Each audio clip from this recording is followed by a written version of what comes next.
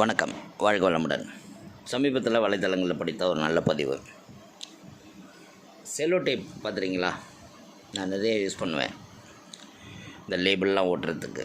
அந்த Cello tape அதை வச்சு அதை உதாரணமாக காமிச்சு ஒரு வாழ்வியல் சிந்தனை ரொம்ப நல்லா இருந்தது.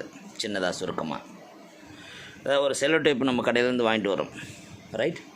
வாங்கிட்டு வந்தோடனே அதோட முனை பகுதி எந்த இடத்துல ஆரம்ப புள்ளி இருக்குதுங்கிறது ரொம்ப நேரம் கண்ணால் ஊற்று பார்ப்போம், தெரியாது. அப்புறம் கையால் நெரடி பார்ப்போம்.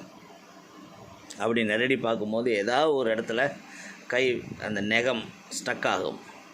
ஓ, இதுதான் ஆரம்ப புள்ளியான்னு பார்த்துட்டு கொஞ்சம் கொஞ்சமாக அந்த இடத்த உரிக்க ஆரம்பிப்போம். அப்படி உரிக்கும் போது டேப் ஈஸியாக சிங்கிள் லேயராக நம்ம எடுக்கிற மாதிரி வரும். ஏன்னா இந்த குழப்பம் ஏன் வருதுன்னா, டேப்பு ஃபுல்லாக மொத்தமாக ஒரே கலர்லேயும் ஒரே அளவாக ஒட்டிக்கிட்டு இருக்கிறதுனால நம்மளுக்கு வரக்கூடிய ஒரு குழப்பம். சரி, இந்த விரல் நகத்தை மெல்ல மெல்ல கீறி கொண்டு வரும். ஒரு இடத்துல அது தடப்பட்டு நிற்கும் போது அந்த விரல் தேங்கும் இடம் தான் அதோட ஆரம்ப புள்ளிங்கிறதையும் தெரிஞ்சுக்கிறோம். அதுக்கப்புறம் கடன்னு அதை யூஸ் பண்ண ஆரம்பிச்சிடும். ஆன்மீகத்தில் தன்னை அறிதல் ஒரு செல்ஃப் ரியலைசேஷன்னு சொல்லுவாங்க. தன்னை அறிதல், அதாவது உணர்தல், தன்னை அறிதல் உணர்தல்னு சொல்லலாம். அதுலேயும் இந்த மாதிரி இந்த எப்படி நம்ம டேப்பை எந்த முனையில் என்ன தெரியாமல் ஆரம்பத்தில் கையில் எடுத்து பார்த்துக்கிட்டு இருந்தோம் இல்லையா, அந்த மாதிரி ஒரு சவால் உள்ள ஒரு விஷயந்தான் இந்த ஆன்மீகத்தில் தன்னை அறிதல்.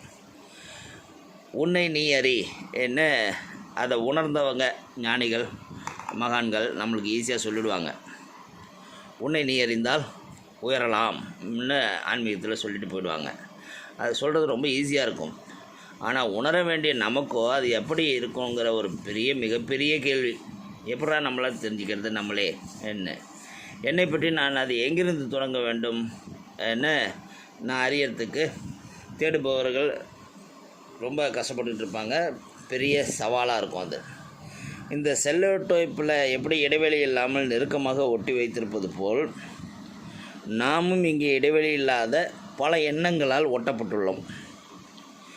எப்படி டேப்பில் துழாவி கையால் நெருடி பார்த்து அதை உரிப்பதற்கான வழி நகத்தால் கீறும்போது நமக்கு கிடைத்ததோ, அதுபோல் இங்கே நமது எண்ணங்கள் மீதான கீறல், அதாவது ஆராய்ச்சி, நம்மை அறிவதற்கான ஆரம்ப புள்ளியாக அமைகிறது. எண்ணங்களை எப்போது ஆராய்ச்சியிலே வைத்திருப்பவர்களுக்கு மெல்ல மெல்ல எண்ணங்களிலிருந்து விடுபட்டு முடிவில் அந்த எண்ணங்களுக்கு மூலமான தன்னை அறிந்து கொள்ள ஒரு ஆரம்ப புள்ளியாக அது அமைகிறது. எவ்வளோ அருமையான விளக்கம் பாருங்கள். தன்னை அறிதல், செல்ஃப் ரியலைசேஷனுக்கான ஒரு விளக்கம் மிக எளிமையான உதாரணத்தோட. வாழ்க வளமுடன்.